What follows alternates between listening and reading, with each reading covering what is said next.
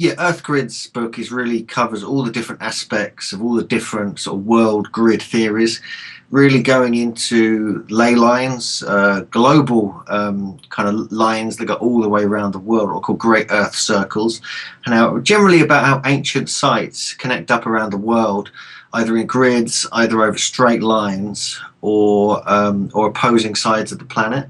I'm really taking a look at the question, did the ancients actually survey the earth in antiquity, and did they leave marker points, i.e. these megalithic sites, these pyramids, these mounds all over the planet? And there's a lot of evidence to suggest they did.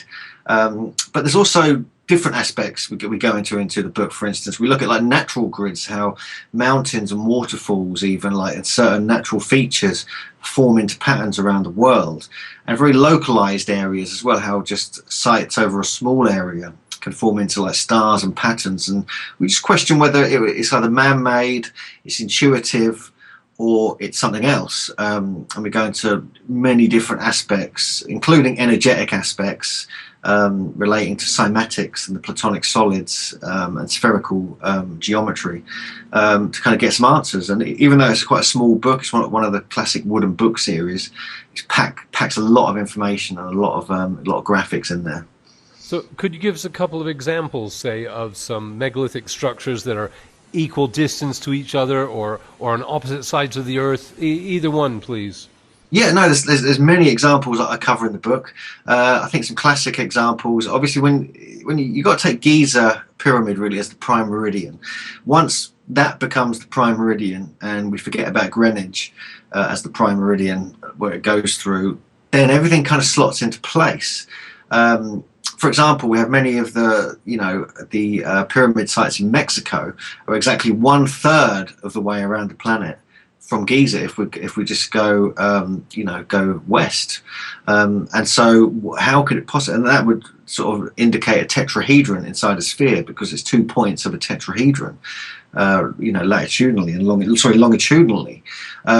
With other examples going latitudinally, for instance, where for example, the Great Pyramid is believed to have been 30 degrees exactly above the equator, and also Avebury is from the equator. If you head north and go all the way around the planet like this, it's exactly 1/7 of the way up from the equator, all the way around the world. It's like a 7 site.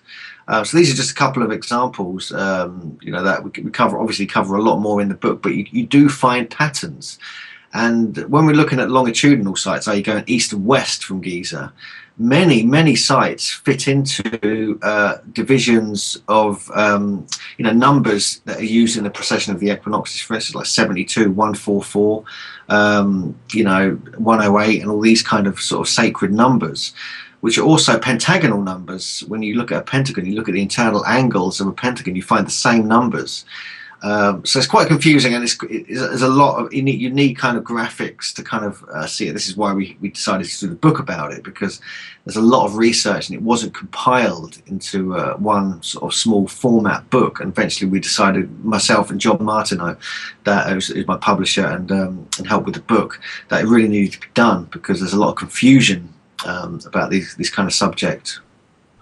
Just having delved into all these energy fields, ley lines, megalithic structures, what is your view of ancient history? I mean, clearly we're not really told much about ancient history in our modern culture. So what's your view on it?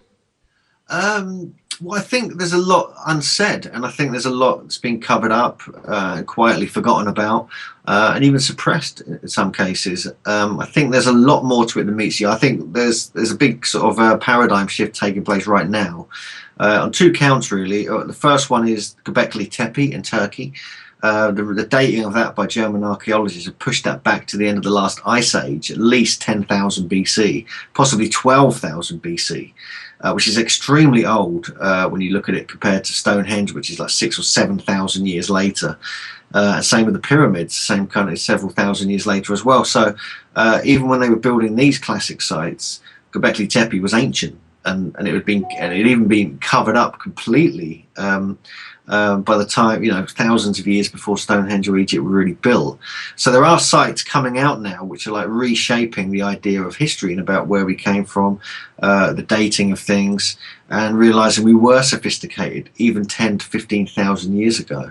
So that's one aspect. Another aspect that kind of compels me about ancient history and kind of really opened up the door for me is the sort of ancient science of geomancy and earth energies, and about how the ancients were working with these, with the megalithic sites, with the earthwork sites all around the planet. And there's traditions, and there's legends, and there's folklore that does talk about these, but it's only recently that modern technology has come to understand it, and these energies can be detected with science now.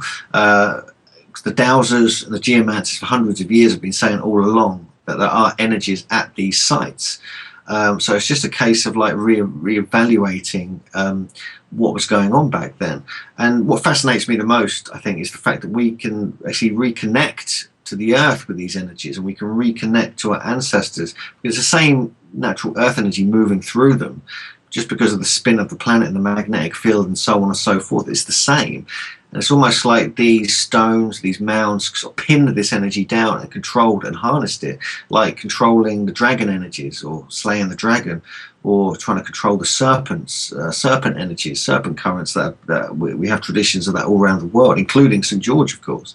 And so there's something to be said about that. And in this technological, computerized age, we've kind of lost that contact, and we've lost that kind of subtle kind of communication we had with the earth, with the energies, and even with elemental realms, which could be a part of this whole energy system. I noticed then when you were talking about the dates from the end of the Ice Age and just a few thousand years later, this was built and that was built.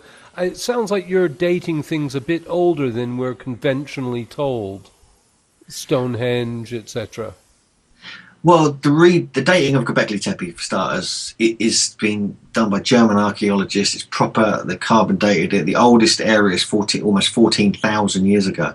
Interestingly, you mentioned Stonehenge. At Stonehenge, they've now all redone it. I'm going up there for the equinox tomorrow morning to have a look. But there were 3 great wooden posts that were aligned east-west to the equinox, in fact, that date back to at least 8 or 9,000 BC, like 10 or 11,000 years ago.